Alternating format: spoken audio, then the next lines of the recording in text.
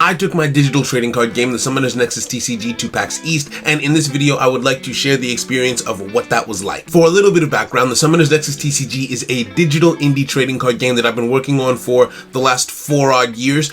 It's on iOS and Android. It's coming to PC later on this year, maybe early next year, and the game is completely free while it's in its open beta, which is going on currently. I've got various videos on the channel explaining the rules and mechanics, so if you'd like to check that out, feel free. The game can be downloaded from our website or by joining our Discord, link down below. Now, with the open beta of the game coming around, I wanted to start getting the word out about the project. I've been working on it more or less silently for the last 4 odd years, and so I decided to start looking at potential avenues that I could use to start building a community. Now, I live in the United Kingdom, and my dad recommended American gaming conventions.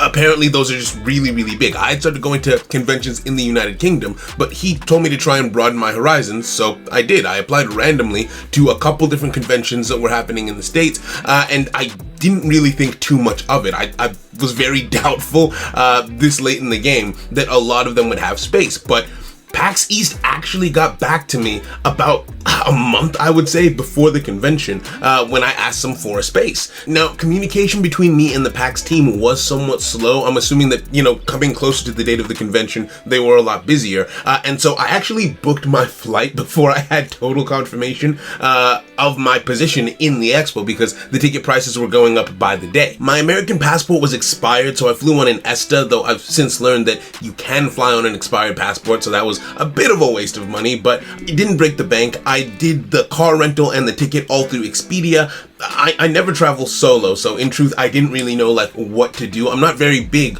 on travel, and so I probably could have saved costs here and there if I knew a bit better. Like, for example, my ticket didn't include any bags because I was trying to be efficient and save money, but then I ended up paying more for the bags on the spot than I would have done if I had just incorporated them into the ticket in the first place. That being said, I managed to save some of the costs because my cousins live in Boston, and so I was able to crash at their place during my entire stay at the event. Really, really helped, and I'm really grateful to them. My sister was also there, so that was also great. Now, mind you, at this point, all of this still feels like a dream, right? Like, I just went to the PAX website and was investigating, trying to figure out how the vendors would apply. They had a form that you fill out. I just filled it randomly thinking, okay, there's no way that they get back to me on this, and they actually did. And yes, the prices were high. The prices were genuinely pretty damn high. The ticket for the event itself, just to be an exhibitor, was in the range of £2,000, and at first I did not think that I would be able to do it, but then things just kept on lining up that made it seem more and more like, okay, this was the right course of action to take. Like I said, my cousins and sister ended up living literally 15 minutes away from the expo hall in Boston, so accommodation would be sorted, and there's this funny little story about how I got hit by a car. So, to make a long story short, leading up to the event, I was in a minor car accident. Someone rear-ended me and ended up damaging one of my rear taillights, and so my car was off the road for a while, but then this person, neither of us were hurt in the accident, mind you, and the story is relevant, trust me. So this person gave me their insurance details. Their insurance company reached out. They were like, no, let's not do a whole big claim. Let's not make this a huge deal. We will just pay you out for the car. Now, my car is really old, and so they wanted to just scrap it. They wanted to total the vehicle, and they offered me something in the range of £2,700 to get rid of the vehicle completely. Now, I asked what I would be paid if I decided to keep the vehicle, and it was just about £2,000. So I decided to keep the vehicle, get it repaired myself, and I ordered a new taillight. It cost something in the range of £55, and me and my dad just fixed it together. And so, leading up to the event, I sort of just got the exact amount that I needed for the ticket for free. Mind you, though, that still only covered about half of the total cost of going to America. Even though accommodation was on the house, there was the food, there was parking, which we'll get into, there was the bags and the transport. It was a whole thing. Anyway, let's put that to one side and start talking about the event itself. So I got to Boston late at night because, I wanted to get there one day before setup was set to start. And fun fact, I did not know where Boston was. For my entire life, for whatever reason, just assumed that Boston was on the West Coast, right? To somewhere around California. That is not the case at all, and I wasn't sure about that until I landed. I booked it and it was oh wow, that's only like 600 pounds. That can't be right. I must have made a mistake. There must be 2 Bostons or something along those lines. But then when I landed, when I was going through customs, the security guard asked what I was here for, and I said, oh, PAX East. And he was like, oh yeah, I love that convention. And then I breathed a deep sigh of relief because I was vehemently confident I had gone to the wrong place until then. So I learned something about American geography. Once the morning rolled around, I got myself a temporary SIM card for while I was in the States, and I headed to the venue hall. Now I got lost, but I eventually found my way there, and I entered into the parking lot, which was $25 to park, mind you, for the full day. However, there was no exiting allowed. Like oh my goodness, I didn't see the sign, and so just thinking about it hurts me. Basically, you go in, you pay $25 to enter the parking lot, you're good to park there for the day. But if you leave and try and come back, you have to pay again, which I didn't know. And so I had planned to do return trips for the setup.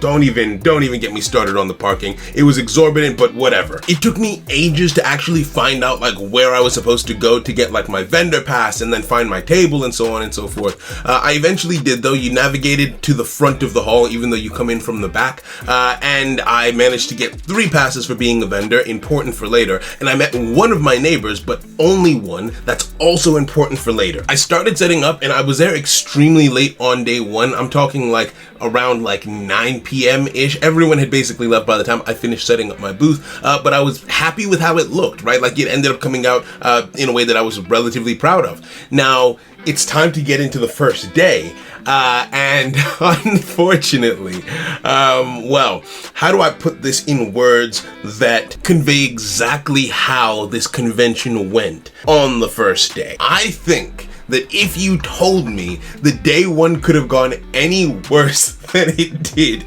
I would not have believed you. There's so much. I learned so much, but I learned as a result of so much going wrong at the outset. And so let's start with the layout of the hall. Now, I told you that we entered through the back and then I had to navigate to the front to find my table, which means that my table was actually in a really solid place, right? Like you come into the hall as a visitor from the front, and my table is sort of towards the front, which is pretty nice. Okay, yeah, like I can literally see the escalator, people coming down, like I can make eye contact with them to an extent. I'm somewhat further away, but like you get the idea. I can see it, so you would think that that is great for me, right? It's good for visibility. I'm not hidden in a corner somewhere, so already it's leagues above other like expos that I've done. Here's the issue though. My game is a digital TCG, a trading card game, which is akin to a tabletop section. And do you want to know where the tabletop section was? It was at the very back of the hall, i.e., I could not have been physically any further away from the other creators in my niche than where I was, right? And this is the thing, right? So in learning from my previous convention experiences, I did ask where I would be when booking this table. And what I was told was that, okay, it wouldn't necessarily be possible to put me in the tabletop section. I knew that going into it. I knew that in advance. Did I know I would be that far away? Absolutely not. But what they did tell me was that I would be surrounded by other indie developers, and so that would work out, right? There would be people in that like sort of collective space all around me. But here's the thing, like I said, I had met one of my neighbors the day before, and they sold accessories for like D&D, dice, so on and so forth. That's pretty cool. But you see, on my row, like around me, yeah, you could see like games here and there, right? Like there was an Atari stand not too far away, and a few things. But on my specific row, on the far left, the first thing you see when you get to my row was an art college. Right next to me on my left was Make-A-Wish. On the other side of my neighbor was another charity, and then on the other side was another college. So you see, I was on the charity/college row for whatever damn reason. Like, yes, in the general area there were some games, but for the most part, I was surrounded by people and companies that had nothing to do with game development. That by itself was bad enough, because I later learned that a lot of people who passed me by had no idea that I was a game in the first place. They just assumed that I was another college or a charity. I'm not saying that off of my own opinion. I directly spoke to people who confirmed that they initially passed me by specifically because they thought I was a charity. Now, to make matters just that little bit worse, I was by myself, right? Like I had bought a solo ticket, come on my own. Both of my cousins and my sister are all like studying and getting ready to be doctors and everything. They had exams, they had all sorts of stuff that they had on. And so they weren't able to come with me, which was always sort of the plan. The other conventions that I had done before, I was able to do either alone or semi by myself. So I hadn't thought too much of it. I was not prepared in the slightest for what PAX was and the volume of people who were present, right? Now, there were an estimated 130,000 people in attendance for PAX East, and it was just, where do I even begin on the concept of standing there by myself, not being able to take bathroom breaks? On the first day, I didn't go to the bathroom once. You get there at, I believe it's 8 or 9 a.m. and you're there until 6 p.m. At the earliest, right? So no bathroom breaks, no food breaks. I hid some Capri Suns and some Cheez-Its under the table, and I was just snacking on those whenever I could to keep myself in the game. But that's another thing. I had to be on my feet the entire time, because if you're sitting down, if you're not looking engaged or anything like that, you are a lot less likely to get traction and customers. And so my voice was shot, my legs were shot by like day 2 probably. So put these things together, and by day 1, I was not having a great time. I was already starting to get discouraged, but I was trying, and this is something that I'm very grateful for the experiences that I had up until then. I've made a video about my experience at CardCon and how that felt, and I'm almost glad that happened, because there was, in terms of relativity, right? Like PAX East at that point wasn't going well, but it wasn't going as bad as my experience at CardCon, and so I wasn't out. I was down, but I wasn't out, right? I wasn't discouraged in the way that I might have been, especially being by myself in that, but I was able to stay on my feet, keep on smiling at people as they pass me by. I managed to clock in about, I think, 40 odd conversations, right? I keep a notepad where anytime I have like a meaningful conversation with someone, or they pick up some merch or anything, I write that down. Speaking of merch, actually, I realized like an hour or 2 into the convention that no one was buying my merch, right? It just wasn't happening. I had created prints and like custom like posters and stuff for the event, and that it just wasn't flying, right? And so I got to a point where I started giving away those, like, my merch for free, right? Because all of my merch has QR codes on the back that leads to our website, and so the hope was, okay, if you're interested in the art or you're interested loosely in the game and you get a free piece of merchandise, that makes you more likely to check out the game. I decided to prioritize exposure over making any money. So yeah, that was like within the first 2 hours a realization that I had. So yeah, about 40 people came by, engaged in meaningful conversation about what we were doing, and in truth, that was significantly less than I had initially hoped for, right? And it was less traffic than my neighbors were getting, for sure, right? I tend to go off of the rule of 10%. So 10% of the people in attendance would be something in the range of 13,000, then 10% of that, and I would be looking at something like, okay, maybe 1,000 people stopping by in total over the weekend, but it's a 4-day event, which means that I would need to clock in like 250 conversations per day to make that figure happen realistically, and that just clearly was not going to be how this went down. I had a lot to learn about managing expectations, and I had a lot to learn in general, but like I said, I was down, but not out. I stayed on my feet the entire day. I smiled at everyone who passed by, and that is exactly why my luck started to turn around. I say that because late in the day, like really late in the day, there was a couple who walked by, right? An older couple who, just like everyone else, I smiled at. They passed me by. It was no big deal. But then they came back around, and I later learned that it was the wife who had told her husband, hey, no, let's go back. That guy looks really sad standing there by himself. I'm not joking. That's actually what she said to him, is that guy looks really sad standing there by himself, but like he's smiling, he's out here. Let's go see what he's about, right? And so she got her husband to turn back. And he came and he engaged with me. Now, I'm not going to give their names, but these two people completely changed my convention experience for the better, right? Now, this guy who I had met, he was one of like a game dev veteran from Albion Online, one of those really, really big MMORPGs. And so he stood by my booth for about 45 minutes and he gave me so much feedback and so much information. I feel like I learned more from him in that 45 minutes than I had in the last like 6 months of game development. And after speaking with me, he was like, you know what?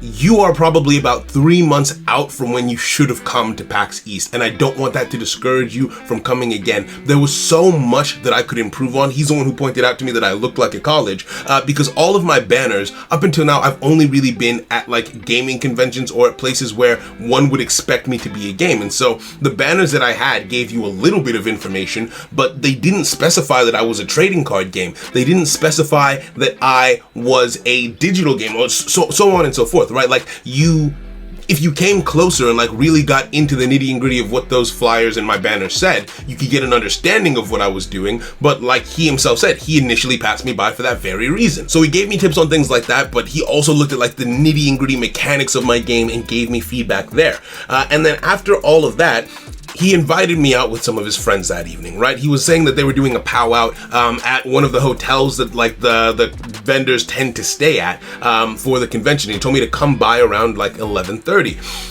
And so I was like, whoa, thank you so much. I would love to. So he invited me to come hang out with him and his friends.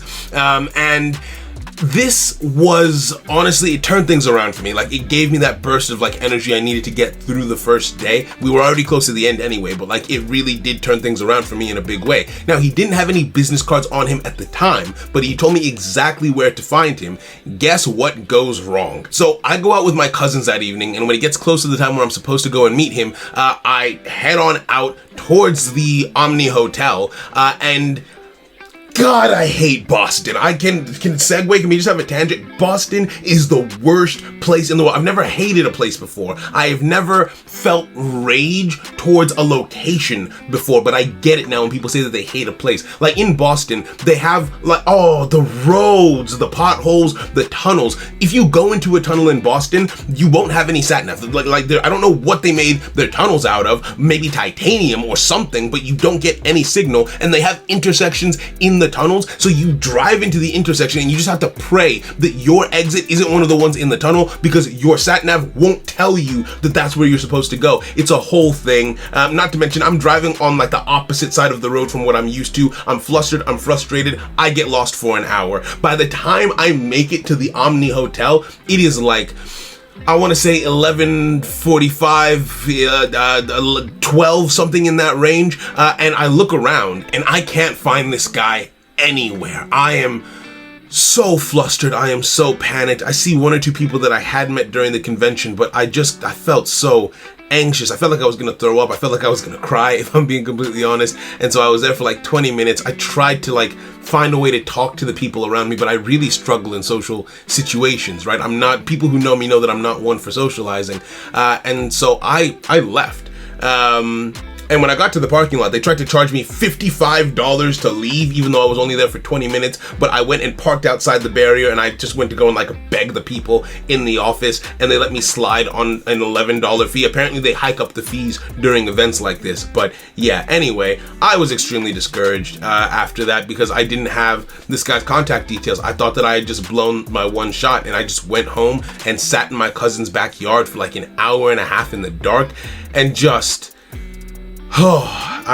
yeah, it was bad. And to make matters worse, because of the time difference, everyone who I could think to talk to or call was either asleep or estranged in some way, and it just made the whole situation, the first day didn't end great. By the time the second day came around, I was starting to feel demoralized, if I'm being completely honest. The convention itself had gone all right on day one. Not good, but like I said, not as bad as CardCon. So it was still a win in my books, right? I was actually still glad about that. But then when you add the social setting that had happened in the evening and how badly that went, I was on the edge. I was on the verge. And despite it being the Friday, like traffic wasn't picking up much, I still clocked in something in the range of that 40 for conversations. And I wasn't doing too hot. I wasn't. And then this guy, the guy who I had met the day before, he came back, right? And I can't, like, the kindness that this man showed to me, it felt life-changing, honestly, because he came back and found me and he was like, hey man, we stopped by the Omni, I didn't see you. Like, he specifically remembered to come back to my booth, remembered where I was to come and find me the next day, and this time he gave me his card, but then he went the extra mile of writing his personal contact information on the card and was like, hey, we're not doing anything tonight, but tomorrow, come around, we're meeting up at this time, message me on Discord, and yeah, come along for it. Him reaching out to me in that way was so massive for me, and it's what sort of, again, was able to help me keep on going. I had also started to make like loose friends with the organizers who were in charge of my section and the people next to me, and so I was able to take bathroom breaks by asking the enforcers to cover for me. Still no food, except for the fact that halfway through the day on day 2, my sister, seeing how demoralized I was when I got home, she brought me some food in the middle of the day. And it tasted like ass, but I was so happy. She is another really big thing that got me through.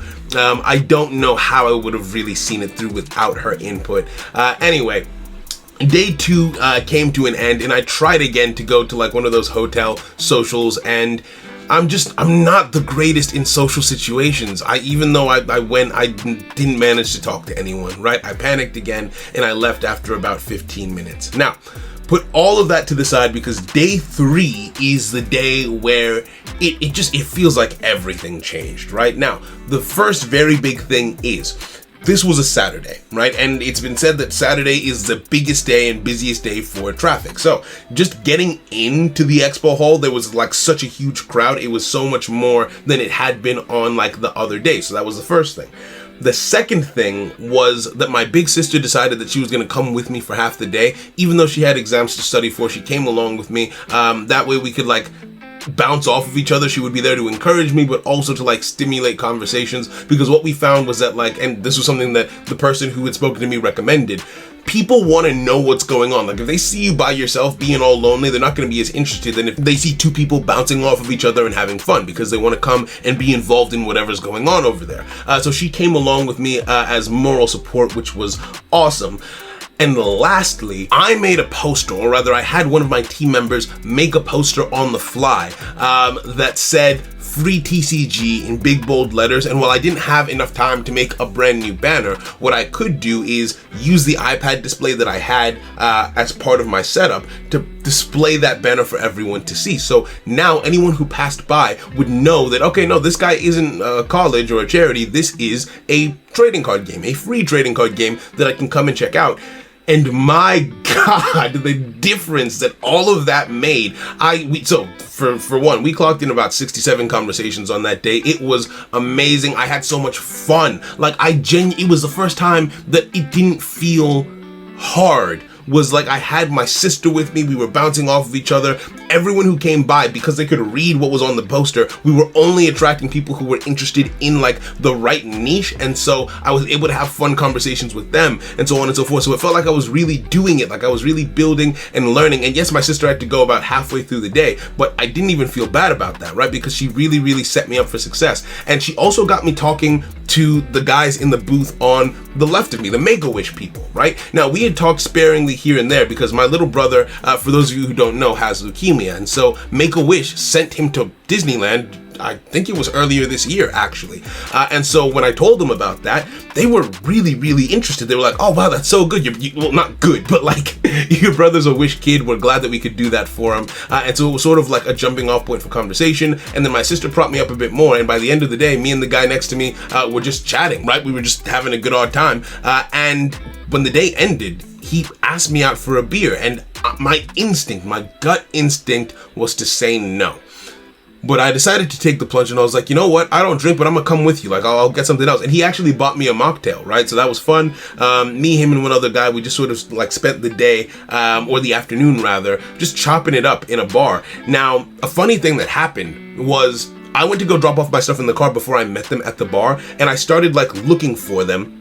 And someone just approached me, right? I didn't know who he was. I later found out that he might have been a little bit drunk, but he was like, "Oh my goodness, I love your hair." And I was like, thanks, I guess. And he just starts talking to me, and I didn't think anything of it. And he was like, "Oh, hey, let's meet up later. Like, let's catch up."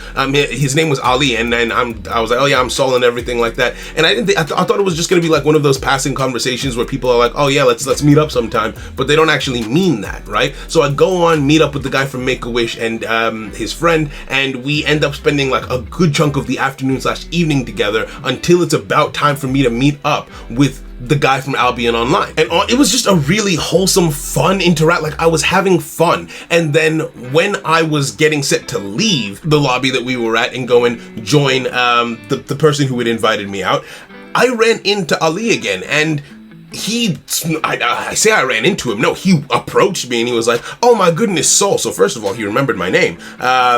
And he was like, "Okay, good. I'm so glad we bumped into each other again. Come with me."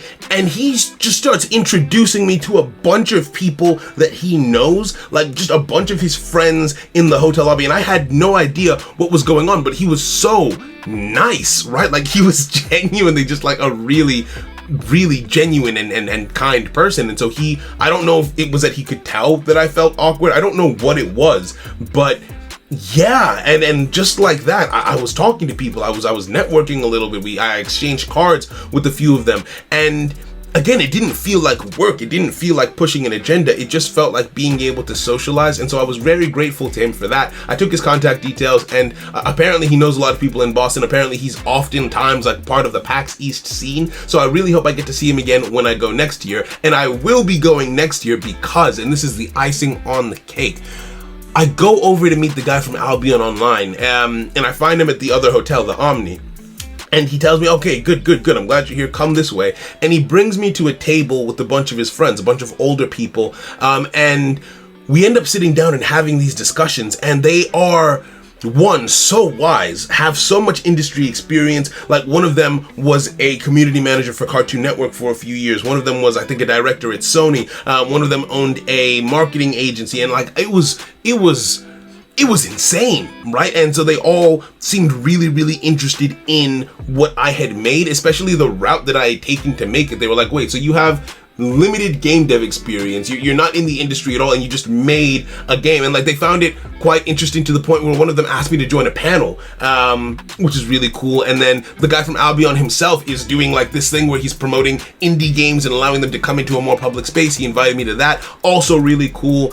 And I feel like I just gained a couple of really insightful mentor figures who were very keen to help me in any way that they could. And it just made the whole thing so worth it, right? Like, it was the luckiest thing, but also, and this is what I had to keep on telling myself, because it did feel like a stroke of luck, right? If this man's wife had not seen me and said, "Oh, hey, let's go back, let's turn around," if that hadn't been put on her heart to do, none of this would have happened, right? I wouldn't have been able to meet these experienced and influential people. Like, it just would not have been, my PAX experience would have been significantly worse. And I had to catch myself, because yes, it very much was the kindness and the luck of that moment, but at the exact same time, if I had given up and just been on my phone, or had stopped being on my feet, or stopped smiling at everyone who came my way, there's a really good chance that she doesn't turn around there. And so I'm still extremely grateful. I still feel extremely blessed, but I am glad that I'm able to also see some of my own input in what led to these outcomes, I suppose. And I guess that's sort of the moral of it, is even when things are tough, just see it through, right? Just push through on that, because now there are some really big opportunities in front of me. I don't know all what's going to come out of having made these connections. I've never networked before. I don't know like what to do necessarily now that I've met these people, but like, just having met them almost feels like enough for me to be happy with the outcome of PAX East. Funny enough, day 4, Sunday, while it was supposed to be tamer and slower and I was by myself again, I didn't even feel it. We clocked in about 40 conversations again. And not only that, the people who I had met last night came by. They told me that they were going to stop by my booth the next day. But again, it's like, okay, yeah, hey, that's just something people say. But no, they actively came and found me, and then they brought more people over to come and like introduce me to more people. That are, again, very important contacts that I now have, and it's like, I can only really say thank you, because it's people in the industry reaching back and like pulling other people up that has given me a lot of this potential exposure and like potential opportunities. Again, I don't know what all is going to come from it, but like, I can't help but be excited about that. So yeah, that was it. That was PAX. I showed up at the airport to drop off my car and leave the country, only to realize that I had actually gotten the date on my ticket wrong. I was in fact a day early. I remembered that I had left that extra slot as like a day in case there were any potential meetings or anything on ground that I might need to be around for after the event itself had ended. So yeah, I forgot I had done that, but my cousins took me to the airport the next day, and that was my PAX East experience in a nutshell. So I hope you enjoyed that. Thank you so much if you've watched to this point. If you did, please leave a like, subscribe, because I will be going to more conventions. I will be sharing all of the experiences that go into the development of this gaming project that I am trying to bring to life. And yeah, oh, and speaking of that gaming project, yeah, check it out, link in description if you want to try out the Summoners Nexus TCG for free, and have a wonderful day. Take care.